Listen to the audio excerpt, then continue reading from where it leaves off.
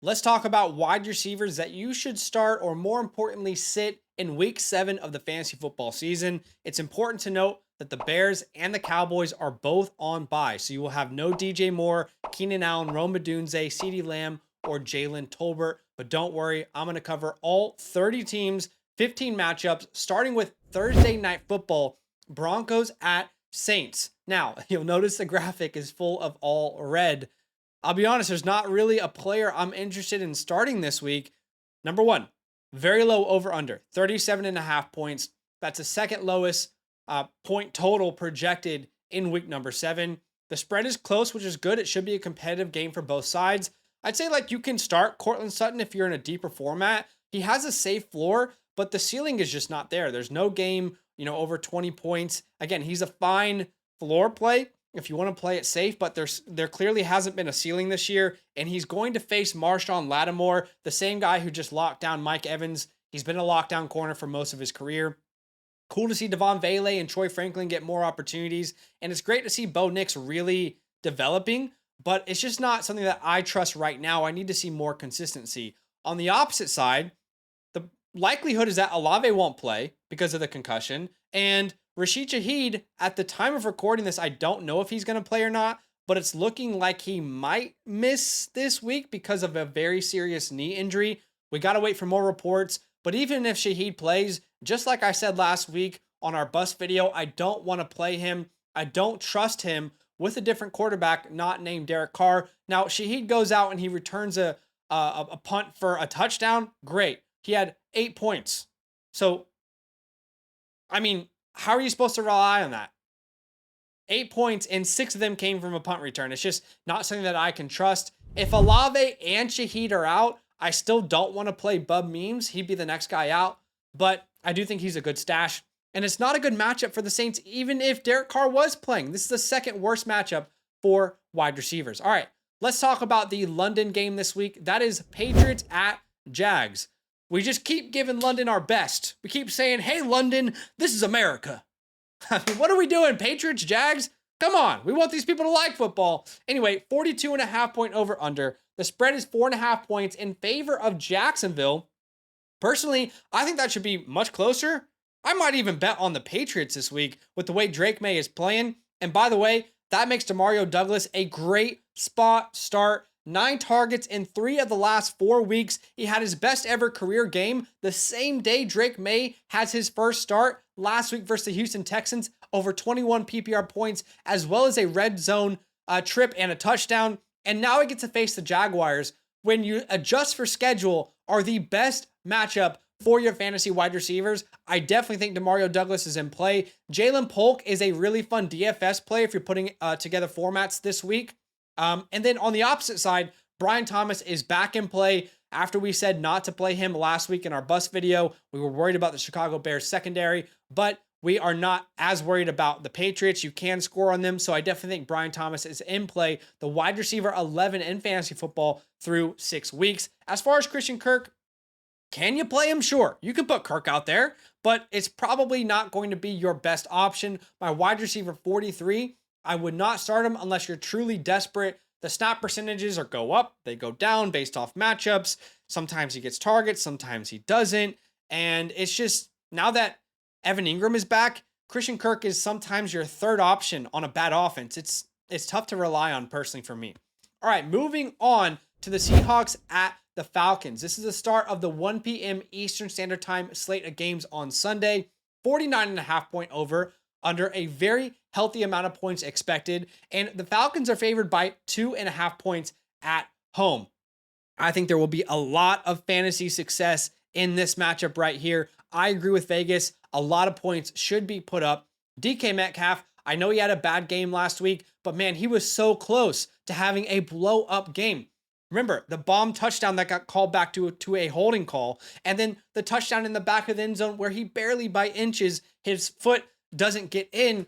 DK Metcalf at 11 targets last week, 7 the week before, 12 the week before, a 14 target game in week 2. In this new Ryan Grubb offense, he is a feature piece. He is the Rome Odunze for the Washington Huskies last year. He's got to be in play. And then as far as JSN and Tyler Lockett, I think they're both names that you can start as well. Thinking about game script, I believe both Falcons and the Seahawks are going to be putting up points. I think this could be a shootout, and JSN and Tyler Lockett both are getting plenty of targets to bring home a safe fantasy floor.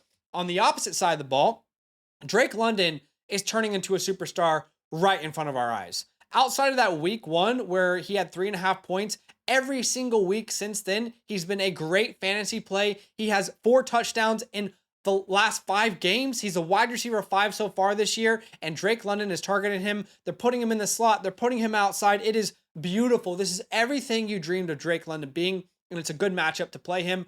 Darnell Mooney back in play for me this week. Last week versus Carolina, they did not need to throw the ball that much in the second half. Now, if you look at target share, Mooney is still getting a very healthy target share on this team. I think this could be one of those games where they need to target him more and more. Moving on to the Titans at the Bills. 42.5 point over under, and the Bills are heavy favorites. 7.5 point spread, and that is tied for the largest spread of the week in favor of Buffalo. And you'll notice a lot of red on the board here. I'll be honest, I don't really want to play a wide receiver in this matchup. Okay, a couple reasons. Number one, both of these teams are really good at defending wide receivers. The Bills are the 7th worst matchup for your wide receiver, and the Titans are the worst matchup for your wide receiver. So, can you throw Shakir out there? Sure. Can you throw Coleman out there and hope he gets a long bomb? Sure. Is it something that I would advise to do? No, I'd say 95% of people have a better play on their roster. And on the opposite side, this has been my concern for Calvin Ridley the entire season. He can get targets, but they aren't accurate. How is he supposed to catch inaccurate targets? Last week, targeted 8 times, 0 catches. Will Levis is just not an accurate quarterback. He's not a good quarterback. You know, he's fun to meme on, but you just can't rely on the guy. I don't trust any of the wide receivers in this matchup. I think the running backs is what these offenses will funnel through in week 7. So I'm sorry, I just can't do it personally. If you want to go out there and you have a gut call, then be my guest. I know Calvin Ridley was, asking for more targets, and the coaching staff said he wants more targets and he needs them. If you have 8 inaccurate targets, is 12 inaccurate targets going to help? I don't know. I'm sorry. I just can't do it.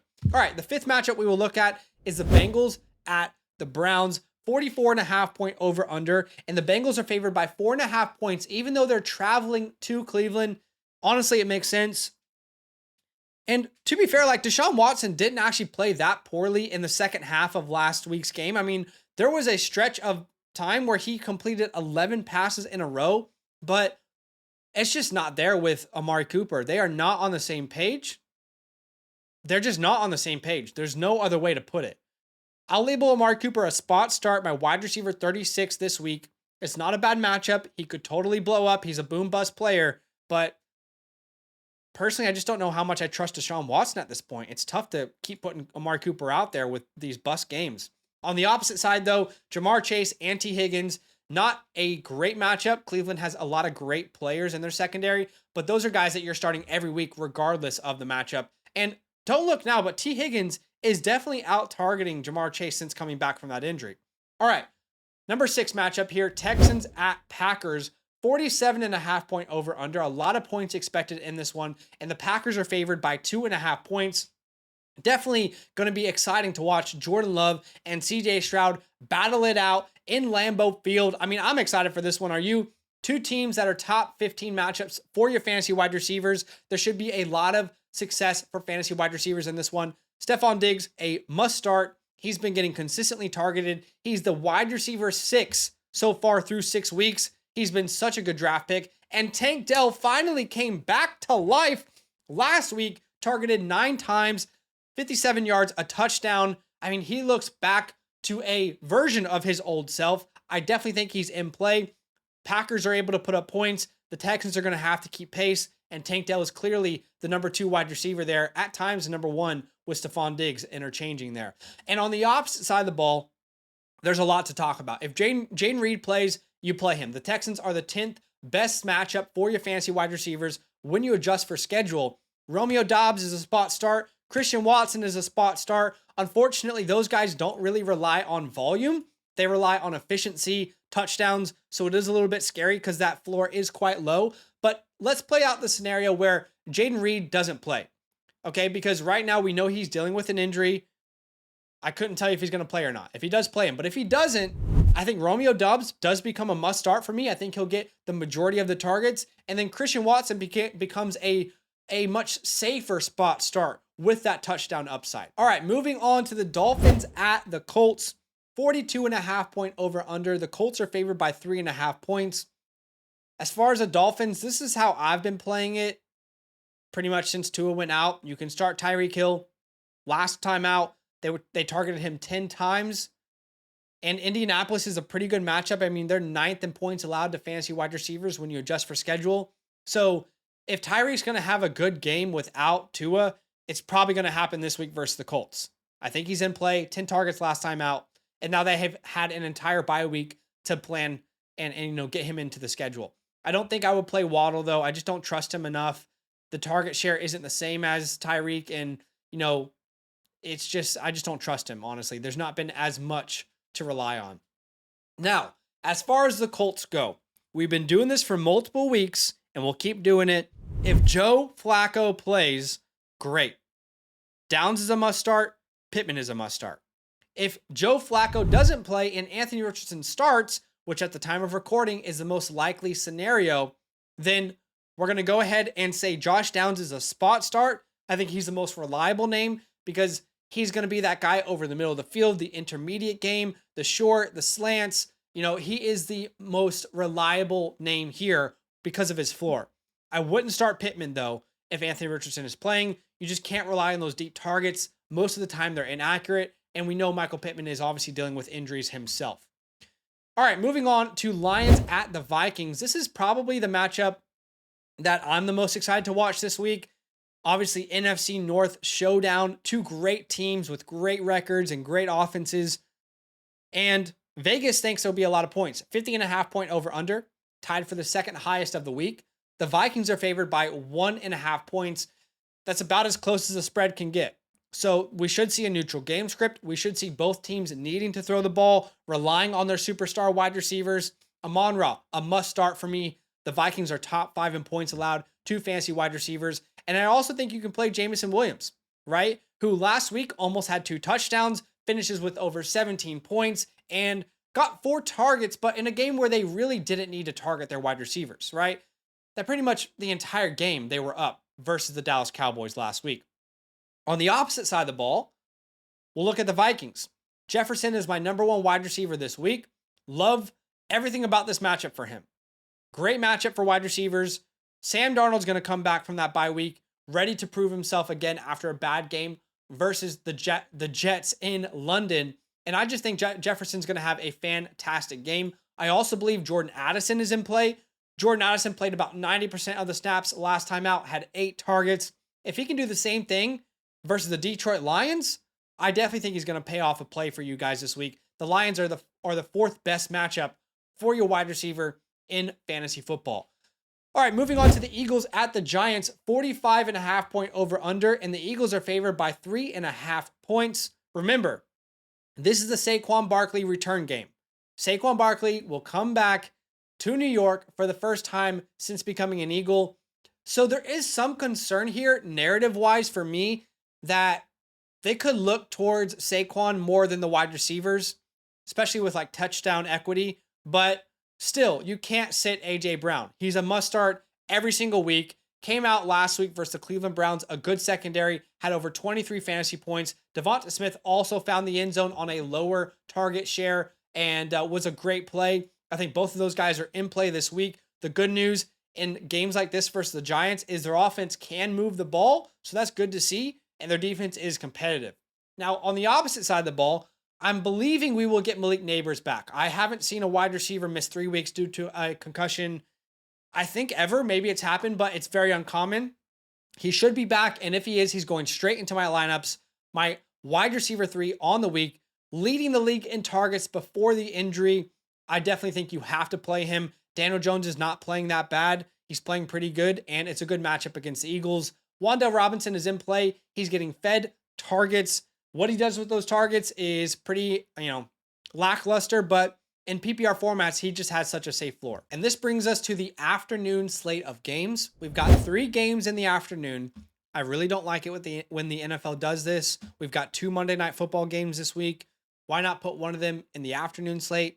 It's so boring when there's 3 games on the afternoon on Sunday. I just don't like it. But Raiders at the Rams, 43.5 point over under, and the Rams are favored by 4.5 points. You can make an argument they should be favored by even more with the way the Raiders are playing right now. Here's the deal. Gardner Minshew, he's just better for your wide receiver in fantasy. No disrespect to Aiden O'Connell, but if you have one of these Raider wide receivers, you better hope Gardner Minshew comes back soon. The offense is not the same without him. But if Davante Adams plays, you got to start Davante Adams. We know this. But let's play the scenario where Davante Adams doesn't play. That makes Jakobi Meyers a must start for me. I do believe the Rams are going to be able to move the ball. The Raiders are going to have to throw, and he will be an important part of that offense. In the past 3 games, we've got Jakobi Meyers averaging over 9.5 targets per game. He's definitely in play. And then Trey Tucker is just not reliable enough at this point, unfortunately. Now, if Adams plays, I actually think Jakobi Meyers is also a spot start in this game. So either way, I think Jakobi Meyers could have a pretty decent day. But of course, we want Gardner Minshew starting for us. Now, on the opposite side of the ball, I think Cooper Kupp could be back this week. Reports are at the time of recording this that he will continue to try and play week 7. He hasn't had any setbacks. So I'd say right now it's about a 60 to 40% chance that he does play, which is great. If he's back, he's my wide receiver 2.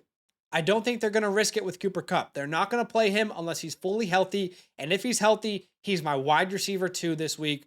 I'm playing him with confidence. There's no scenario we are not playing him. Remember, the last time he played a healthy game was week 1 versus Detroit. He had 21 targets.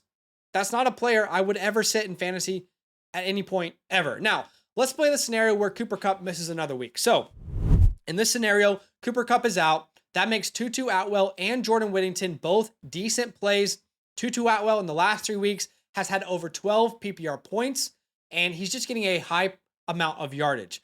Now, Jordan Whittington, on the other hand, will be my preferred play of these two. In the last 2 games, Jordan Whittington is averaging about 9 targets per game, had his best career day in week 5 versus the Green Bay Packers, 7 catches, 89 yards, playing over 92% of the snaps. He has really taken over that Puka Nacua role, and he's totally in play if Cooper Kupp is out. All right, the 11th matchup we'll look at here is the Panthers at the Commanders. 51.5 point over-under, largest over-under of the week, and the Commanders are favored by 7.5 points. Guys, as someone who has been a Commanders fan, well, Washington fan, my entire life, I can't tell you a single time we've been favored by 7.5 points. This is historic. This is incredibly fun to watch. And yes, Terry McLaurin is absolutely a must start for me. The wide receiver 10 through 6 weeks. And remember, the first 2 weeks, he and Jaden Daniels were not on the same page. In the last 4 games, since that really clicked for them, he's averaging a touchdown per game. Now he gets to face the Panthers, who are the 13th best matchup for your fantasy wide receiver. Terry McLaurin is everything that we dreamed of with a good quarterback, right? With a good quarterback, he's everything we ever wanted him to be. On the opposite side of the ball, Deontay Johnson remains a must start for me. It's a great matchup. When you adjust for schedule, the Commanders are the 3rd best matchup for your fantasy wide receiver. I also think Leggett is a sneaky spot start there as well because of the matchup and because this team should be down. Let's just pray that Andy Dalton is not replaced. Otherwise, you can't play Panther wide receivers. That's just the unfortunate reality of the situation. All right, moving on to the Chiefs at the 49ers. This has got to be one of the games of the week for sure. 2 teams that don't really like each other that much, have faced each other in the Super Bowl multiple times. 46.5 point over under. The Niners are favored by 1.5 points. And look, Juju Smith, I don't think you can rely on what we saw last time out versus the Saints, where he had 7 catches for 130 yards. But if we see it again this week, maybe they want him to be Walmart Rashee Rice. And that could be a flexible name for fantasy football. So I put him in that flex territory, a spot start. Clearly, this should be a neutral game script. They should need their wide receivers. And then Xavier Worthy is like the party play. Do you like to party? Because if you do, you can put Xavier Worthy out there. After the bye week, we typically see rookies get more involved in the game plan. Maybe that happens for Xavier Worthy, but there's also a scenario that they keep him in this MVS, stretch the field, trick play, jet sweep type of role. All right, as far as the Niners go, I said this last week before Thursday Night Football. If you own a Niner receiver, let's get on the same page. There will be boom bust games for everybody here. I know George Kittle's a tight end one right now. He will have bust games. He will. I know 2 weeks ago, Ayuk dominated, then he busted. 2 weeks ago, Deebo Samuel busted, and then last week he dominated. The reality is when you have 5 good pass catchers on one team who are all worthy of being targeted, not everybody's going to eat every single week. So in order to have those boom games, they've got to be in your roster. That's why I'll label Samuel and Ayuk both must starts, because that's just the nature of this team. Moving on to Sunday Night Football, we've got the Jets at the Steelers here. Now, this is a very low over-under, 36.5 points. That's actually the lowest over-under of the week. In saying that, it would be smart to lower your expectations for this matchup. Let's talk about the Jets wide receivers first. Garrett Wilson, I mean, wow, this is finally everything we wanted Garrett Wilson to be. He and Aaron Rodgers are on the same page. Back-to-back weeks where he has over 100 yards and a touchdown, over 24 PPR points. If you drafted Garrett Wilson, I mean, you got to be pretty damn excited because this is the reason you drafted him. You thought there could be this mind meld between him and Aaron Rodgers, and we're finally seeing it. Now, it's a tough matchup, but after 2 weeks in a row, over 10 targets, there's no way you sit Garrett Wilson. As far as Allen Lazard, I mean, look, we got to be honest, he's in play. There's only been one game this entire season where he's had under 10 fantasy points. The guy's getting targets. He's getting end zone targets. He's in play. Now, on the opposite side of the ball, I really don't see a play for multiple reasons. Number one, the Jets secondary is legit. They're 26th in points allowed. 2 wide receivers. That's just not attractive to me. George Pickens last week was a good matchup. People said he should have smashed. He didn't. There's really only been one game you've been happy with George Pickens this entire year. So, sure, you can target him in good matchups. This is not a good matchup. I don't want to play him. Now, of course, he's so talented. All it takes is one target for his fantasy day to pay off, but I'm just not willing to play him. All right, moving on to Monday Night Football. Ravens at Bucs. This is a doubleheader, the first of the doubleheaders. 50.5 point over-under. This is tied for the second largest over-under of the week. And the Ravens are favored by 4.5 points, even though they're headed to Tampa Bay. And I'm seeing a lot of success for fantasy wide receivers in this matchup. As far as Mike Evans and Chris Godwin, those guys are locked and loaded, must-start players every single week. Chris Godwin is playing his best ball of all time. Like, seriously. He's playing the best football he's ever played. He has a career high in yards per route run, a career high in yak per reception. They put him back into the slot. Baker Mayfield is focused on him. I mean, the guy is absolutely dominating. And as long as Mike Evans is in the lineup, he's got to be in your fantasy lineup. And this is a good matchup. The Ravens are second in points allowed to fantasy wide receivers, so both of those guys got to be in play.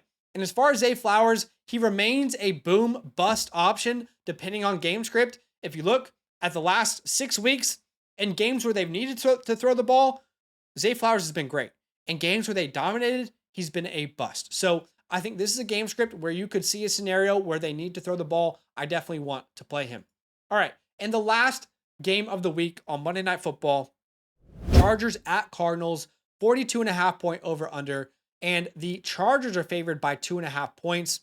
Ladd McConkey is a spot start for me. He's been the most reliable name of all these receivers. When Josh Palmer came back, it completely cupped Quentin Johnston. All right, Quentin Johnston's not playable with Josh Palmer. They're both getting about 50% of the snaps. It's just not reliable. On the opposite side of the ball, if Marvin plays, I'm still going to put him out there myself. But if he doesn't play, I think Michael Wilson and Greg Dortch become decent desperation starts. If they're your best options, you can throw them out there. But I wouldn't be expecting huge fantasy days from them personally because the Chargers are pretty good defense against wide receivers. All right, I appreciate you guys watching this video. Do me a favor, hit that like button to show some love. Subscribe if you like the content. Last thing I'll say is if you haven't checked out our website yet, go get a free account by signing up with the promo code LAND, L-A-N-D. That will get you access to expert consensus rankings for free, the trade calculator, the trade finder, and the league analyzer all for free by using the promo code LAND. And the last thing I'll say is if you have a start sit question that you really need help with this week, check out the pinned comment. There's a link to our website where you can ask me a question at any time. I appreciate you for watching the video. We'll see you in the next one. All love. Now that those idiots are done talking, who needs some rankings? Hell yeah, I need some rankings. Then use promo code LAND, LAND, for 30% off any membership at flockfantasy.com. Oh.